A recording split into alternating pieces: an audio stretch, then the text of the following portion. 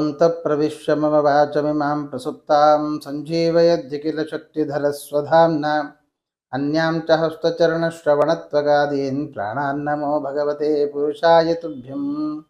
अर्थिकल्पितकल्पोऽयं प्रत्यर्थिगजकेसरी व्यासतीर्थगुरुर्भूयादस्मदिष्टार्थसिद्धये। सर्वं सहेशानं सभासुचितवाधिराट् सर्वदा सर्वदो भूयात् रघुनाथमुनीश्वरः। तपस्वाध्याय शुश्रूषा कृष्णपूजारतं मुनिं विश्वेशमिष्टदं वन्दे परिव्राट् चक्रवर्तिनम्। ಶ್ರೀ ಗುರುಭ್ಯೋ ನಮಃ. ನಾವು ಅನೇಕ ವಿಷಯಗಳನ್ನು ವಾಹಿನಿಯ ಮುಖಾಂತರ ನಿಮಗೆ ತಲುಪಿಸುವ ಪ್ರಯತ್ನವನ್ನು ನಾವು ಮಾಡ್ತಾನೇ ಇದ್ದೇವೆ. ಅನೇಕರು ಅದನ್ನು ಸ್ವೀಕಾರ ಮಾಡಿಕೊಂಡು ಜೀವನದಲ್ಲಿ ಅದನ್ನು ಅಳವಡಿಸಿಕೊಂಡು ಅನೇಕರು ಒಳ್ಳೆಯ ಮಾರ್ಗದಲ್ಲಿ ನಡೀತಾ ಇದ್ದೀರಿ. ಅದೇ ತರಹ ಈ ಸಂದರ್ಭದಲ್ಲಿ ನಾವು ನಮಗೆ ಒದಗುವಂತಹ ಯಾವುದೇ ಒಂದು ಪುಣ್ಯ ಭಾಗ ಇರಬಹುದು, ಅಥವಾ ಯಾವ ರೀತಿಯಲ್ಲಿ ನಾವು ಎಲ್ಲವನ್ನು ಪಡೆದುಕೊಳ್ಳಬಹುದು ಅನ್ನುವ ವಿಷಯ ನಾನು ನಿಮ್ಮ ಹತ್ತಿರ ಹಂಚಿಕೊಳ್ಳಿಕ್ಕೆ ಬಂದಿದ್ದೇನೆ. ಗುರುವಿನ ಗುಲಾಮನಾಗುವ ತನಕ ದೊರೆಯದನ್ನ ಮುಕುತಿ ಅಂತ ದಾಸರು ಹೇಳ್ತಾರೆ. ನಮ್ಮ ಗುರುಗಳ ಪಾದವನ್ನು ಹಿಡಿಯದೆ ನಮಗೆ ಮುಕ್ತಿ ಆಗಲಿಕ್ಕೆ ಸಾಧ್ಯ ಇಲ್ಲ, ಅಥವಾ ಮುಕ್ತಿಯ ಮಾರ್ಗ ನಮಗೆ ಸಿಗಲಿಕ್ಕೆ ಸಾಧ್ಯ ಇಲ್ಲ. ಹೇಳ್ತಾರೆ, ಶಿಷ್ಯನ ಮನಸ್ಸಿನ ಅಂತರಾಳವನ್ನು ತಿಳಿದು ಅವನಿಗೇನು ಬೇಕೋ ಹೇಗೆ ಬೇಕೋ ಮಾಡುವಂತಹವಳು ಒಬ್ಬಳು ತಾಯಿ ಆದರೆ ಇನ್ನೊಬ್ಬಳು ಗುರು ಆಗ್ತಾನಂತೆ. ಅದಕ್ಕೆ ಮೊದಲ ಗುರು ತಾಯಿ ಅಂತಲೇ ಕರೀತಾರೆ. ಹಾಗಾಗಿ ಗುರುವಿನ ವಿಶೇಷವಾದ ಅನುಗ್ರಹ ನಮ್ಮೆಲ್ಲರ ಮೇಲೆ ಆಗಬೇಕು. ಹಾಗಾದರೆ ಏನು ಮಾಡಬೇಕು ನಾವು? ಅನೇಕ ಪರ್ವಕಾಲಗಳು, ಸಂಕ್ರಮಣ ಆಗಬಹುದು ಅಥವಾ ವ್ಯತಿಪಾತ ಯೋಗಗಳು, ಹೀಗೆ ತಿಂಗಳಲ್ಲಿ ನಾವು ಪಂಚಾಂಗವನ್ನು ತೆಗೆದರೆ ಅನೇಕ ಪರ್ವಕಾಲಗಳು ನಮಗೆ ಸಿಗುತ್ತೆ. ಅನೇಕ ಪರ್ವಕಾಲಗಳನ್ನು ನಾವು ಮಾಡ್ತಾ ಪುಣ್ಯವನ್ನು ಸಂಪಾದನೆ ಮಾಡೋರು ಇದ್ದಾರೆ. ಆದರೆ ನಮಗೆ ಈ ಬ್ಯುಸಿ ಲೈಫಲ್ಲಿ ಬೆಳಗಾದರೆ ಆಫೀಸಿಗೆ ಓಡಬೇಕು, ಸಂಧ್ಯಾ ವಂದನೆ ಪೂಜೆ ಮಾಡುವುದಕ್ಕೂ ಪುರುಸೊತ್ತಿರೋಲ್ಲ. ಈ ಥರ ಇರುವಾಗ ಪರ್ವಕಾಲಗಳನ್ನು ನಾವು ಹೇಗೆ ಆಚರಣೆ ಮಾಡಬೇಕು ಅಂತ ಹೇಳಿದ್ರೆ ಅದಕ್ಕೆ ಹೇಳ್ತಾರೆ, ಅನೇಕ ಪರ್ವಕಾಲಗಳು ಇರಬಹುದು, ಆದರೆ ಗುರುಗಳ ಆರಾಧನೆಯ ವಿಶೇಷವಾದ ಏನು ಪರ್ವಕಾಲ ಇದೆ ಇದೊಂದನ್ನು ಆಚರಣೆ ಮಾಡಿಬಿಟ್ರೆ ಎಲ್ಲ ಪರ್ವಕಾಲದಲ್ಲಿ ಏನು ಫಲವನ್ನು ನಾವು ಪಡೆಯಬಹುದು ಅಂತಹ ಫಲವನ್ನು ಗುರುಗಳ ಆರಾಧನೆಯ ಸಂದರ್ಭದಲ್ಲಿ ಆರಾಧನೆಯ ವಿಶೇಷವಾಗಿ ನಾವು ಭಾಗವಹಿಸುವುದು, ಅಥವಾ ಅವರ ಆರಾಧನೆಯ ಸಂದರ್ಭದಲ್ಲಿ ಅವರು ಮಾಡಿರತಕ್ಕಂತಹ ಗ್ರಂಥಗಳ ಅಧ್ಯಯನವನ್ನು ಮಾಡುವಂತಹದ್ದು, ಅವರ ದರ್ಶನ ಮಾಡುವಂತಹದ್ದು, ಈ ರೀತಿಯಾಗಿ ಅವರ ಆರಾಧನೆಯ ಸಂದರ್ಭದಲ್ಲಿ ನಮ್ಮನ್ನು ನಾವು ತೊಡಗಿಸಿಕೊಂಡಾಗ ವಿಶೇಷವಾದಂತಹ ಫಲ ಸಿಗುತ್ತೆ ಅಂತ ಹೇಳ್ತಾರೆ. ಹಾಗಾಗಿ ನಾವೆಲ್ಲ ರಾಘವೇಂದ್ರ ಸ್ವಾಮಿಗಳ ಆರಾಧನೆ ಅಂತ ಹೇಳಿದ್ರೆ ಮೊದಲಿಗೆ ನೆನಪಿಗೆ ಬರೋದೆ ರಾಘವೇಂದ್ರ ಸ್ವಾಮಿಗಳ ಆರಾಧನೆ ಅಂತ ನೆನಪಿಗೆ ಬರುತ್ತೆ. ಆದರೆ ಅದಕ್ಕಿಂತ ಪೂರ್ವಜರಲ್ಲಿ ಅನೇಕರು ಬಂದು ಹೋಗಿದ್ದಾರೆ, ಅನೇಕ ಯೋಗಿಗಳು ಬಂದಿದ್ದಾರೆ, ಅವರೆಲ್ಲ ಗುಪ್ತಗಾಮಿನಿಗಳಾಗಿದ್ದಾರೆ. ಅವರಲ್ಲಿ ಒಬ್ಬರು ಶೇಷಚಂದ್ರಿಕಾಚಾರ್ಯರು ಅಂತ ಅಲ್ವಾ. ಶೇಷಚಂದ್ರಿಕಾಚಾರ್ಯರು ಅಂತ ಹೇಳಿದ್ರೇ ಗೊತ್ತಾಗೋದು ನಮಗೆ. ಅವರು ವಸ್ತುತಃ ಅವರ ಹೆಸರು ರಘುನಾಥ ತೀರ್ಥರು ಅಂತ ಅವರಿಗೆ ಹೆಸರು, ಆಯ್ತಾ. ರಘುನಾಥ ತೀರ್ಥರು ಆ ದೊಡ್ಡ ಪರಂಪರೆಯಲ್ಲಿ, ವ್ಯಾಸರಾಜ ಮಠದ ದೊಡ್ಡ ಪರಂಪರೆಯಲ್ಲಿ ಬಂದಿರತಕ್ಕಂತಹ 10ನೆಯ ಯತಿಗಳು ನಮ್ಮ ರಘುನಾಥ ತೀರ್ಥರು. ಲಕ್ಷ್ಮೀನಾರಾಯಣ ತೀರ್ಥರಿಂದ ಆಶ್ರಮವನ್ನು ಪಡೆದಂತಹ ರಘುನಾಥ ತೀರ್ಥರಾಗಿ ಅನೇಕ ವಿಧವಾದ ಗ್ರಂಥಗಳ ಅಧ್ಯಯನ, ವಿಶೇಷವಾದಂತಹ ಚಂದ್ರಿಕಾ ಗ್ರಂಥದ ಅಧ್ಯಯನ, ಈ ವ್ಯಾಸರಾಜರು ಮಾಡಿರತಕ್ಕಂತಹ ಗ್ರಂಥಗಳು ಅದ್ಭುತವಾದಂತಹ ಗ್ರಂಥಗಳು. ಅದರಲ್ಲಿ ತರ್ಕತಾಂಡವ, ನ್ಯಾಯಾಮೃತ ಮತ್ತು ಚಂದ್ರಿಕಾ ಅಂತ ಹೇಳಿ ಬಹಳ ಪ್ರಸಿದ್ಧವಾಗಿರುವಂತಹದ್ದು. ಅಲ್ಲಿ ಹೇಳ್ತಾರೆ, ಚಂದ್ರಿಕಾ ಗ್ರಂಥಕ್ಕೆ ಅಂದರೆ ತತ್ವಪ್ರಕಾಶಿಕಕ್ಕೆ ವ್ಯಾಖ್ಯಾನವಾಗಿ ಬಂದಿರತಕ್ಕಂತಹ ವಿಷಯಗಳು, ತತ್ವಚಂದ್ರಿಕಾ ಈ 2 ಪಾದಗಳಿಗೆ ವ್ಯಾಖ್ಯಾನವನ್ನು ಬರೆದ ವ್ಯಾಸರಾಜರು ಇನ್ನು 2 ಪಾದಗಳಿಗೆ ವ್ಯಾಖ್ಯಾನವನ್ನು ಬರೆಯೋದಿಲ್ಲ. ಹಾಗಾದರೆ ಈ ಉಳಿದಂತಹ ಅಧ್ಯಾಯಗಳಿಗೆ ಯಾರು ವ್ಯಾಖ್ಯಾನವನ್ನು ಮಾಡ್ತಾರೆ ಅಂತ ಹೇಳಿದ್ರೆ ದಶಮೋ ಮತ್ಸಮೋ ಯೋಗಿ ಅಂತ ಒಂದು ಮಾತನ್ನು ಹೇಳ್ತಾರೆ. ನನ್ನಿಂದ 10ನೇವನು ಬರ್ತಾನಪ್ಪ, ಅವನು ನನಗೆ ಸಮಾನವಾಗಿದ್ದಾನೆ, ಅವನು ಇದನ್ನು ಪೂರ್ತಿ ಮಾಡ್ತಾನೆ ಅಂತ ಹೇಳ್ತಾರೆ. ಹಾಗಾಗಿ ಲಕ್ಷ್ಮೀನಾರಾಯಣ ತೀರ್ಥರಿಂದ ಅವರು ಏನು ಆಶ್ರಮವನ್ನು ತೆಗೆದುಕೊಂಡ್ರು, ರಘುನಾಥ ತೀರ್ಥರಾಗಿ ಅವರು ಚಂದ್ರಿಕಾ ಗ್ರಂಥದ ಉಳಿದ ಏನು ವ್ಯಾಖ್ಯಾನವಿತ್ತು ಆ ಉಳಿದಂತಹ ವಿಷಯಗಳನ್ನೆಲ್ಲ ವ್ಯಾಖ್ಯಾನ ಮಾಡಿದ್ರು. ತತ್ವಚಂದ್ರಿಕಾ ಅಂತ ಅದಕ್ಕೆ ಹೆಸರು ಇಟ್ಟರು. ಅದು ವ್ಯಾಸರಾಜರು ಬರೆದಿರತಕ್ಕಂತಹ ವ್ಯಾಖ್ಯಾನ ಏನಿದೆ, ಆ ಅರ್ಥ ಗಾಂಭೀರ್ಯ ಅಥವಾ ಆ ವ್ಯಾಖ್ಯಾನದ ಕೌಶಲ್ಯ ಅದೆಲ್ಲವೂ ಕೂಡ ಸಮಾನವಾಗಿತ್ತಂತೆ. ಆದ್ದರಿಂದ ಅವತ್ತಿಂದ ಅವರನ್ನ ಶೇಷಚಂದ್ರಿಕಾಚಾರ್ಯರು ಅಂತಲೇನೆ ಕರೀಲಿಕ್ಕೆ ಪ್ರಾರಂಭ ಮಾಡಿದರಂತೆ ಎಲ್ಲರೂ ಕೂಡ. ಇದನ್ನ ಅವತ್ತಿನ ದಿವಸವೇ ಮನಗಂಡಂತಹ ವ್ಯಾಸರಾಜರು ಎಂತಹ ಭವಿಷ್ಯ ನೋಡಿ ಅವರದ್ದು. ದಶಮೋ ಮತ್ಸಮೋ ಯೋಗಿ ಅಂತ ಹೇಳ್ತಾ, ಅಂದ್ರೆ ನನ್ನಿಂದ 10ನೇವನು ಯಾವನು ಬರ್ತಾನೆ ಅವನು ಇದನ್ನು ಪೂರ್ತಿ ಮಾಡ್ತಾನೆ ಅಂತ ಅವತ್ತೇ ವ್ಯಾಸರಾಜರು ನಮಗೆ ತಿಳಿಸಿಕೊಟ್ಟಿದ್ದಾರೆ.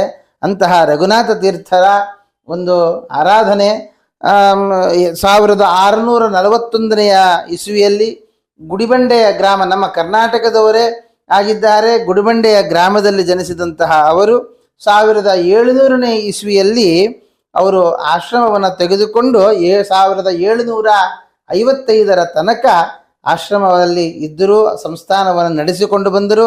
ಕೊನೆಯಲ್ಲಿ ತ್ರಿಮಲಕೂಟ ಅಂತ, ಈಗ ತಿರುಮಲ ಕೂಡಲು ಅಂತ ಕರೀತಾರೆ, ತ್ರಿಮಕೂಟ ಪರ್ವತ ಅಂತ 3 ಪರ್ವತಗಳು ಇರುವಂತಹದ್ದು, ಜೊತೆಗೆ ಒಂದು ಸ್ಫಟಿಕ, ಕಾವೇರಿ ನದಿಗಳ ಸಂಗಮ, ತ್ರಿಕೂಟ ಅಂತ ಏನೋ ಕರೀತಾರೆ. ಆಮೇಲೆ 3 ನದಿಗಳ ಸಂಗಮವಾಗುವಂತಹ ಸ್ಥಳದಲ್ಲಿ ಅವರು ವೃಂದಾವನಸ್ಥರಾಗಿದ್ದಾರೆ. ಅಂತಹ ವಿಶೇಷವಾದಂತಹ ಸ್ಥಳದಲ್ಲಿ ನದಿಯ ಸಂಗಮ ಅಥವಾ ನದಿ ಇದೆ ಅಂತ ಹೇಳಿದ್ರೇನೆ ಬಹಳ ದೊಡ್ಡ ವಿಷಯ. ಅದರಲ್ಲಿ 3 ನದಿಗಳ ಸಂಗಮ ಆಗುವಂತಹ ಸನ್ನಿಧಾನ, ಅದರಲ್ಲಿ ಗುಂಜ ನರಸಿಂಹದೇವರ ಒಂದು ವಿಶೇಷವಾದಂತಹ ಸನ್ನಿಧಾನ, ನರಸಿಂಹದೇವರ ಸನ್ನಿಧಾನ ಇರತಕ್ಕಂತಹ ಆ ಸ್ಥಳದಲ್ಲಿ ಅವರು ವೃಂದಾವನಸ್ಥರಾಗಿದ್ದಾರೆ. ಅಂತಹ ವಿಶೇಷವಾದಂತಹ ಈ ಶೇಷಚಂದ್ರಿಕಾಚಾರ್ಯರು ರಘುನಾಥ ತೀರ್ಥರು ಬೃಹತಿ ಸಹಸ್ರಕ್ಕೆ ಬರತಕ್ಕಂತಹ ವ್ಯಾಖ್ಯಾನಗಳು, ತತ್ವಕಣಿಕ ಆಗಬಹುದು, ತತ್ವಸಾರಕ್ಕೆ ಬರೆದಿರತಕ್ಕಂತಹ ವ್ಯಾಖ್ಯಾನಗಳಾಗಬಹುದು, ಅವರ ಗ್ರಂಥಗಳು ಬಹಳ ಅದ್ಭುತವಾಗಿದೆ. ಅವರ ಶಿಷ್ಯರಾಗಿರತಕ್ಕಂತಹ ಭಾಷ್ಯದೀಪಿಕಾಚಾರ್ಯರು ಅಂತಲೇನೆ ಪ್ರಸಿದ್ಧರಾದಂತಹ ಜಗನ್ನಾಥ ತೀರ್ಥರು ಅವರು ಹೇಳ್ತಾರೆ, ಏನಾಯಂ ನಿರನಾಯ ಮಧ್ವ ಗುರು ಸದ್ಭಾಷ್ಯ ಪ್ರಕಾಶಾಚಯ ಪ್ರಾಖಂಡಿ ಪ್ರತಿವಾದಿ ದರ್ಶನ ಗಣ ಪ್ರಾಬಂಧಿ ಗುರುವರ್ಣವ. ಪ್ರತಿವಾದಿಗಳು ಅವರ ಹತ್ರ ಏನಾದರೂ ಯುದ್ಧ ಮಾಡುವುದಕ್ಕೆ ಬಂದರೆ ಅವರಿಗೆ ಯಾವ ಫಲವೂ ಸಿಗದ ಹಾಗೆ ಮಾಡ್ತಿದ್ರಂತೆ. ಯಾವ ಫಲ ಅಂದರೆ ಅವರಿಗೇನು ಜಯ ಸಿಗಬೇಕು, ಜಯ ಸಿಗದೇ ಆಗೋ ರೀತಿಯಲ್ಲಿ ಮಾಡ್ತಾ ಇತ್ತು. ಅಂದರೆ ಇವರೇ ಗೆಲ್ತಾ ಇದ್ದರೆ ಹೊರತು ಅವರಿಗೆ ವಿಜಯ ಸಿಗ್ತಾ ಇರಲಿಲ್ಲ. ಅದ್ಭುತವಾದ ಪಾಂಡಿತ್ಯ. ಅಷ್ಟೇ ಅಲ್ಲ, ತಮ್ಮ ಶಿಷ್ಯರಿಗೆ ಶಿಷ್ಯೇಭ್ಯ ಸಮದಾಯ ವಿತ್ತಮುಭಯಂ ಪ್ರಾರಂಭ್ಯ ವಿದ್ಯಾಸನಂ, ತನ್ನ ಶಿಷ್ಯರಿಗೆ ತಾನು ಏನೇನು ಕೊಡಬೇಕು ಅದನ್ನೆಲ್ಲ ಕೊಡ್ತಾ ಇದ್ರಂತೆ. ಸೋಯಂ ಶ್ರೀ ರಘುನಾಥ ಯತಿರಾಟ್ ಶುದ್ಧಿಂ ವಿದಧ್ಯಾನ್ ಮತೆ, ನನ್ನ ಬುದ್ಧಿಯನ್ನ ನನ್ನ ಮತಿಯನ್ನು ಶುದ್ಧ ಮಾಡಲಿ ರಘುನಾಥ ತೀರ್ಥರು ಅಂತ ಕೇಳಿಕೊಳ್ತಾರೆ. ಈ ಆಶ್ರಮದಲ್ಲಿ ಬಂದಿರತಕ್ಕಂತಹ ಗುರುಗಳು ಮಾಡಬೇಕಾದಂತಹ ಕೆಲಸಗಳು ಏನು ಅಂತ ಹೇಳಿದ್ರೆ, ಒಂದು ಸಮಾಜಮುಖಿಯಾದಂತಹ ಕೆಲಸಗಳು. ವ್ಯಾಸರಾಜರು ನಾವು ಗಮನಿಸಬಹುದು, ಎಲ್ಲೆಲ್ಲಿ ಏನೇನು ಯಾರ್ಯಾರಿಗೆ ಏನೇನು ಬೇಕು ಸಮಾಜಕ್ಕೆ ಅದನ್ನೆಲ್ಲ ಕೊಟ್ಟಂತಹ ಮಹಾಯತಿಗಳು ಅಂತಂದ್ರೆ ಅದು ವ್ಯಾಸರಾಜರು. ಅನೇಕ ಕಡೆಯಲ್ಲಿ ಕೆರೆಯ ನಿರ್ಮಾಣ ಮಾಡಿಸಿದ್ದಾರೆ, ಬಾವಿಗಳ ನಿರ್ಮಾಣ ಮಾಡಿಸಿದ್ದಾರೆ, ಅನೇಕ ದೇವಾಲಯಗಳನ್ನ ನಿರ್ಮಾಣ ಮಾಡಿಸಿದ್ದಾರೆ. ಯಾಕೆ ಇವತ್ತೆಲ್ಲ ನಾವೆಲ್ಲ ಲಕ್ಷಗಟ್ಟಲೆ ಜನರು ಹೋಗುವಂತಹ ತಿರುಮಲ ಕ್ಷೇತ್ರಕ್ಕೆ ಪೂಜೆಯೇ ಇಲ್ಲ ಅಂತ ಆಗುವ ಸಂದರ್ಭದಲ್ಲಿ 12 ವರ್ಷಗಳ ಕಾಲ ತಿರುಮಲನ ವಿಶೇಷವಾದ ಸೇವೆಯನ್ನ ಮಾಡಿ, ಅದೇ ವಂಶದಲ್ಲಿ ಬಂದಿರತಕ್ಕಂತಹ ಹುಡುಗ ಒಂದು ಪೂಜೆಯ ವಯಸ್ಸಿಗೆ ಬಂದಾಗ ಎಲ್ಲವನ್ನೂ ಅವನಿಗೆ ದಾರಿ ಎರೆದರು. ಅವರು ಮನಸ್ಸು ಮಾಡಿದ್ರೆ ಎಲ್ಲ ಅವರ ಗುಪ್ಪಟ್ಟಿನಲ್ಲಿ ಇಟ್ಕೊಳ್ಳಬಹುದಾಗಿತ್ತು.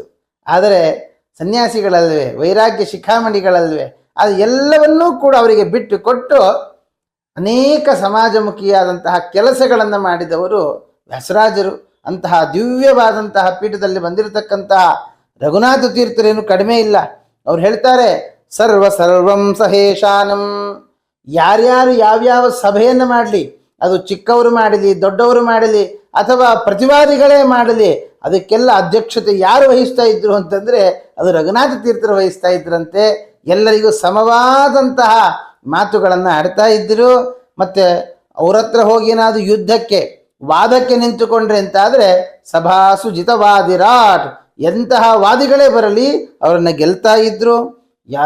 ಸದಾ ಕಾಲದಲ್ಲಿ ಯಾರ್ಯಾರಿಗೆ ಏನೇನು ಬೇಕೋ ಅದನ್ನೆಲ್ಲವನ್ನೂ ಕೂಡ ಕೊಡ್ತಾ ಇರುವಂತಹ ಅದ್ಭುತವಾದಂತಹ ಒಂದು ದಿವ್ಯ ಶಕ್ತಿ ಅಂತ ಹೇಳ್ತಾರೆ.